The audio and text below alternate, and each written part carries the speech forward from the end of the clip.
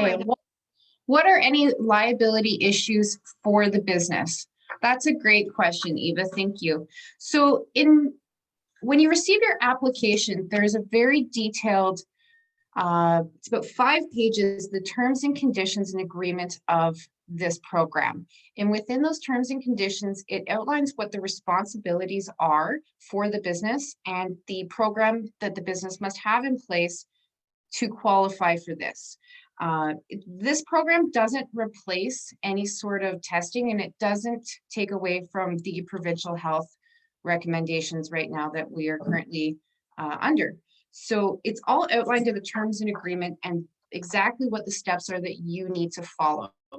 Each individual business will be responsible for creating and managing their own internal processes to ensure that they're following the terms and condition of this agreement. Cindy, is there anything you'd want to add to that? No, I think once you see the agreement, we can send you the template.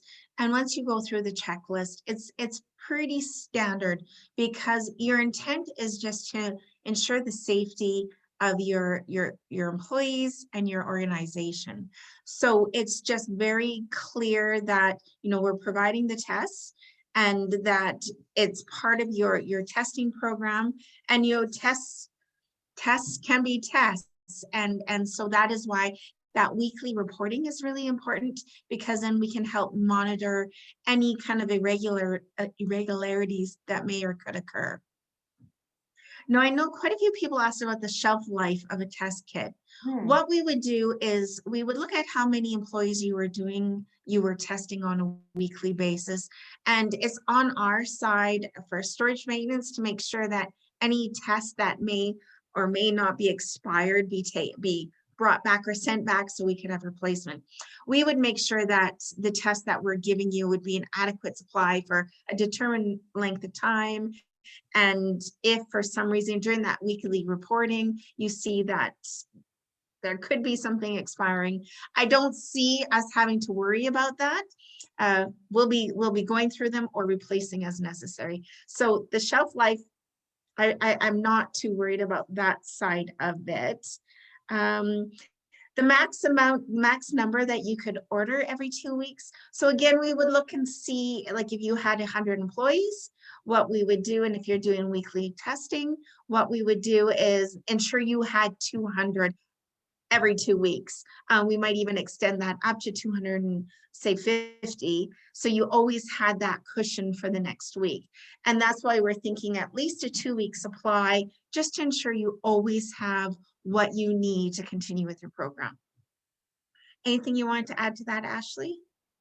No, that's perfect. And like you said, with the shelf life and tests that may expire, we'll just keep an eye on inventory and how the inventory is moving to make sure that we are keeping up with that. Now we okay. do have the question, you and I just actually had this conversation. If employees receive the training, can the test be self-administered? And That's what if question. some employees refuse to test? Okay, so the first question, if an employee is received the training, can they be self-administered? Self-administering testing, so if you wanted to swab and test yourself, still needs to be supervised by someone who has received the training. So for example, in a group of 5 people, even if you have to have one person watching the person administer the test, whether it's to themselves or not. And that's something that within your own organization, you can take a look at how you'd like to structure the training. The training video is about 6 minutes long. It's not going to take a lot of time to invest into the training for this program. Next question, what if an employee refuses the test? And that is that's a hot question that's being asked a lot right now. Within each organization, you'll be responsible to develop your own program on how you're going to manage employee testing. If it's something that you decide within your organization and you develop your own internal policy that everyone must, or that it's volunteer, or however you decide to manage that part of the program will fall underneath your own organization and is not something that the chamber can assist with advising what to do in that situation. So that would follow under like what you have set up in your occupational health and safety plan and your guidelines. And so you would have to be very clear with them and introduce your employees to the program, make sure they're aware of it. So all those steps that you already have in place in that program, it falls under that shelf. But Cindy, legally, I don't think we can, whether it's under our program or not, legally, I don't think we can force anybody to take a test.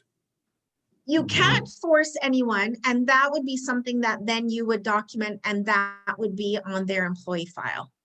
Yeah, for sure. But I don't think, even if you put it in writing saying it's our company policy, everyone must be tested, people can still refuse and still not be at risk of losing their employment. Right, and this is an extremely dicey part of all of this, and we'll just be upfront about that, because we're hoping that when businesses sign on to the program, that the employees will be encouraged and excited about, well, excited might not be the right word, but encouraged to participate in the program. Because it's that debate of occupational health and safety. Are we keeping, it's your role as an organization to keep your workforce safe and healthy. So there can be, pros and cons on both sides of that debate, which you encounter all the time, like with a drug testing policy, how you put that into place and things like that. So that is very company specific. And I would, if you do have concerns about that, consult your HR professional that you work with,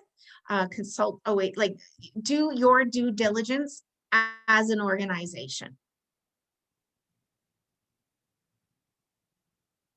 Because every organization is going to be different. You're going to have some organization where there'll be complete buy-in, and you'll have some organizations that don't. And so as an organization, that's where you would evaluate whether or not or how you are going to implement this into your workforce. Now, I see that can tests be procured for visitors. So this program is it's for your employees. So it's not for customers or visitors. So this is an employee program. Ken Holmes has a great question here. Why should a business do rapid testing? What's the advantage? Well, first and foremost, it's going to be able to give you just one extra layer of protection in the health and safety of your employees and some peace of mind. This program and the rapid tests are designed to be able to identify active cases for the individuals that are asymptomatic, and from preventing that from entering your workplace and causing delays or shutdowns in your operations. As things have progressed and how different operations have been affected differently, this is something that could be a big advantage to businesses, especially those with a large number of employees or those working in close contact, such as manufacturing. So there's many advantages to it, and it's not something that's going to stop it, and it's not going to replace any of the other precautions that we already need to take, but it's just going to be one extra little layer that could help. Now with the volunteer question from Mike, and I'm kind of jumping all over, I apologize. We will get to all your questions. It depends on how you have your nonprofit organization set up. If WCB is covering your volunteers currently, and you put that program in place and have them signed in as an employee, then those volunteers could be considered employees as long as they're covered off on currently in your health and safety program in some capacity. And it's to follow up on Gary's question, in the smaller amounts for visitors and staff, Cindy already covered the visitors, but the tests come in boxes of 25. So this is for any small or medium-sized business. It doesn't have to be in large scale. And even if you have a smaller group than 25, we would be able to provide those. We'd round up to the nearest 25, and we would we would go from there. But we cannot break it down below 25. So they will be distributed in the increments of 25. Physical clients that enter our building. The accuracy of the test, and then we'll kind of go back to students or not. You know, the accuracy of the test, from the information that we've received is that they're solid tests, but that is why it is important to use the tracking system, because if there was a lot that you know is off, that is why those tracking systems are in place. Unfortunately, nothing's ever, especially in testing, nothing is ever 100% perfect, but the results that they've received so far is that they're excellent, and that's why they're standing by this specific test that they're sending us. Now, with students or with like athletes, you know, they're not, it all depends on how they're designated through your organization. You know, when you have athletes, especially young athletes, I would suggest you look at you know, getting some advice on that, because we can't give advice on that. I would say stick to the philosophy that this is for your employees and your employee base. If there is something more specific that you would like us to look at, and we can direct that to Alberta Health Services, we are more than willing to do that for you. So in the case of some students coming in and out of the building, Trevor, we'd have to, you know, that would be a very specific situation that we would have to bring forth to the government.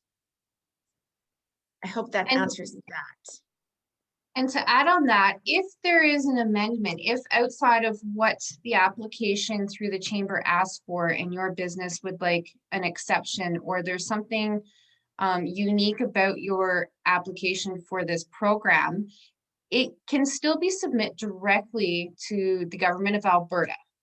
And they're the ones that would take a look at that, and you would work directly with them on the program. What we have set up here with the chamber is kind of the basic application with this umbrella template of what they presented to us as the guidelines in which we're able to approve and distribute to. So it doesn't mean that it's not possible to have some changes made to the program. You'll just have to deal with the government directly and not through the Chamber of Commerce. But please send your inquiries our way. Like, let's start with us, start with the form. And then if there's something we need to accommodate, then we will help you guide through that. And I see Kelly's question about how long does an organization have to commit?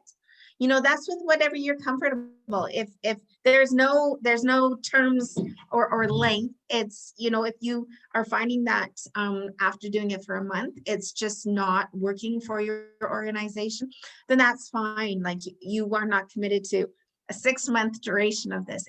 We want businesses to be able to work this into their daily activities easily and not create more stress or friction. So one day that we won't have to have this program in place anymore.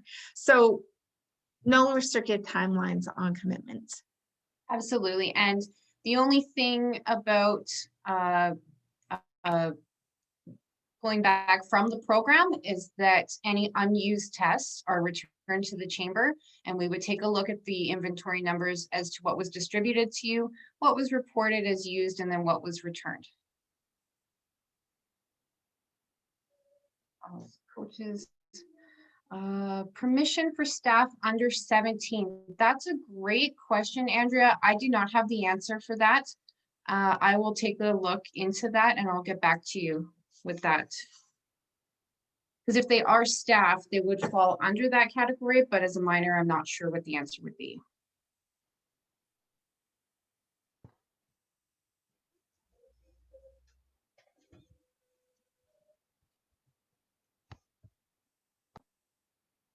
Okay. Yeah. Cindy, is there any other, you need a health professional to oversee your program. Kelly, no, you do not. And that is one of the reasons why we are able to launch this program, is because the change made that it is now no longer required to have a healthcare professional administer the test. The only requirement is that the person administering the test has completed the training videos to supervise or to administer them.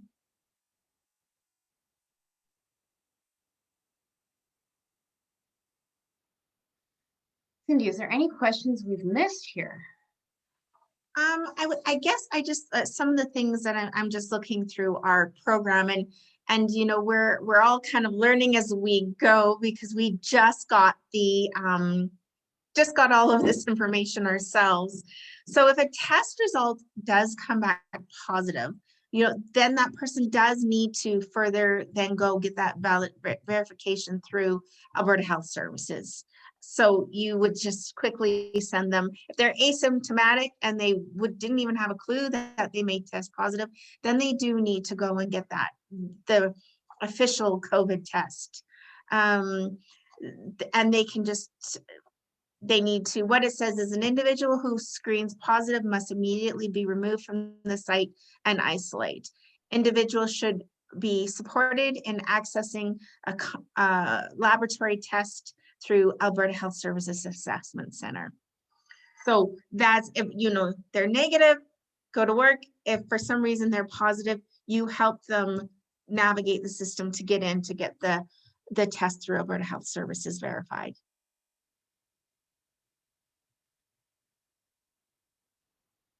John has a question.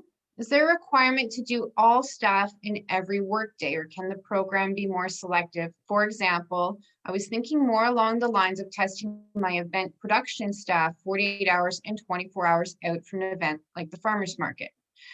So in the application, each business would state how many staff they have and the frequency of testing them once or twice a week. Within your own program that you develop, if you decide it's going to be every Monday or prior to an event, you're able to design that on how it's going to work for your operation. It doesn't have to be like for a farmer's market. If we know that that's going to be every Saturday, then you could take a look at doing your testing around your events. You would just have to make sure you're ordering the right amount of tests for the frequency of the events. And if those events change and you need to add more or you need less, then that's something we would just communicate and make sure that we've got that accurate on your application and change it as it goes. And Joanne, absolutely. As soon as you're interested, whoever the contact person would be, we will send you the contract to look at. We will send you the training video. We will send you the spreadsheet. So you know kind of what the process and the commitment would be behind it. Absolutely. And then even once you get that contract, if you do have more questions, that's where Ashley is here to help. She wants to we want this to be as smooth as possible for everyone. So please ship off an email to, here, I'll throw Ashley's email right in here. And she will get you all the information that you need. Yes, and I can commit to getting that out to everyone by the end of this week for sure. We have a great FAQ sheet that was provided to us that I'll include as well, because there's a lot of really great information there. If an organization has work sites in other cities, in addition to Lethbridge, would those sites get their tests from those chambers? That's a great question. Cindy, can you help us with that one? So, so it depends on where the locations are, because unfortunately not all chambers are staffed and function the same way our chambers do. So for example, if you have a location in Coaldale, we're going to help you out. Even Fort McLeod, we're going to help you out. So if it's something within our region, we will ensure that we help you. If it's a Calgary location, or let's say Fort Edmonton, Fort McMurray, depending, then we would direct you to that chamber for that site. So anything within, you know, your traveling distance, even Tabor, you know, we would make it work for within whatever you locally drive around to and whatever you locally manage. we will help assist you, because we do want to make sure that it's Lethbridge isn't just the city of Lethbridge, we're the region, and we really need to ensure that all of our regional partners can manage this system easily. That's great. That's good to know. Thanks, Cindy. Medicine Hat, I believe, is doing it as well. So, but we can connect you with the right people. So if you have a bunch of different people and at different sites, what we will do is we can start the application for you, and then we'll give you those names for who would be in Medicine Hat or who might be in Brooks. We'll help you do the, we'll help you do the digging on any questions that you have.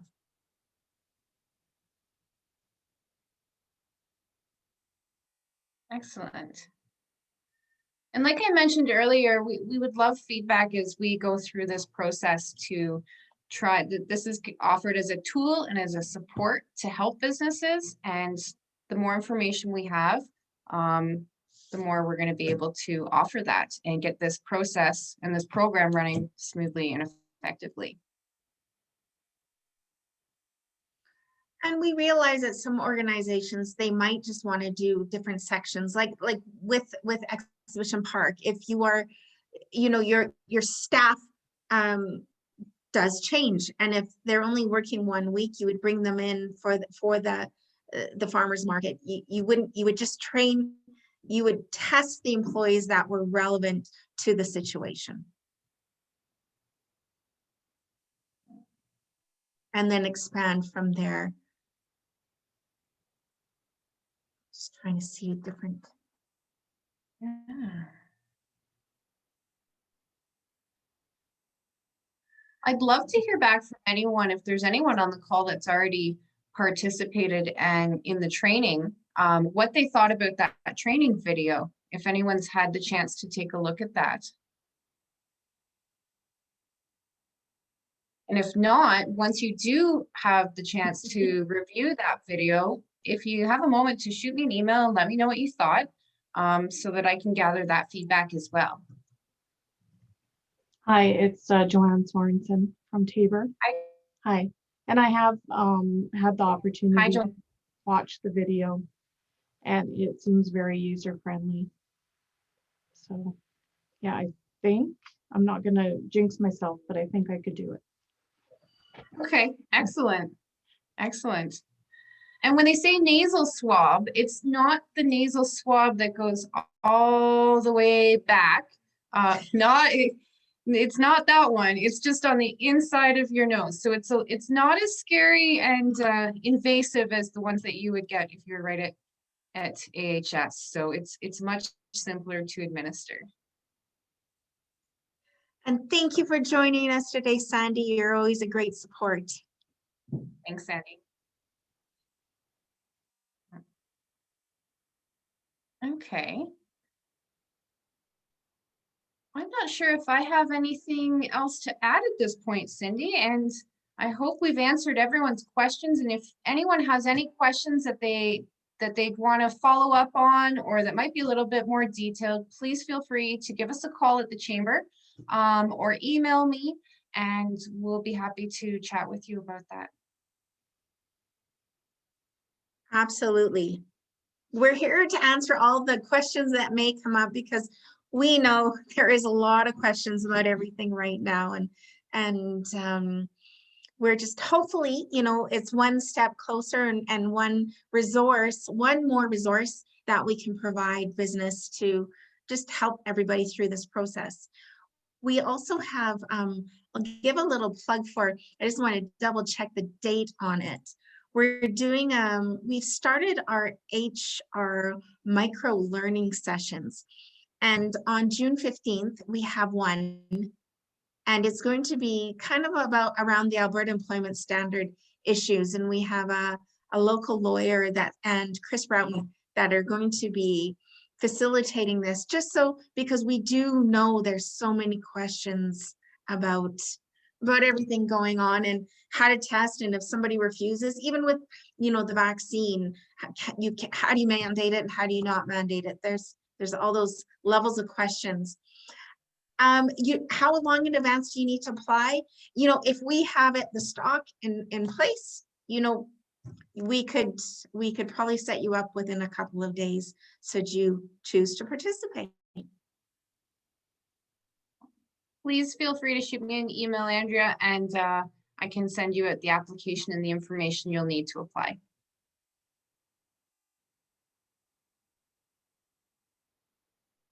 Awesome. You guys are Thank- such a good group.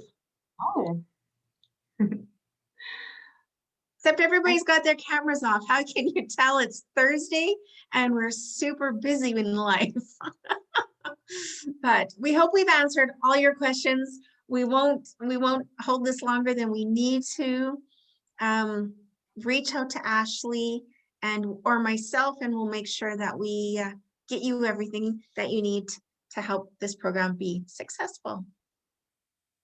Oh, and of course, yes, you know, that makes perfect sense, Andrea. You won't need them until you reopen. So those businesses that are not open right now, this is kind of a good time to evaluate what that would look like. And then as soon as you get the green light, we'll be there for you when your doors reopen.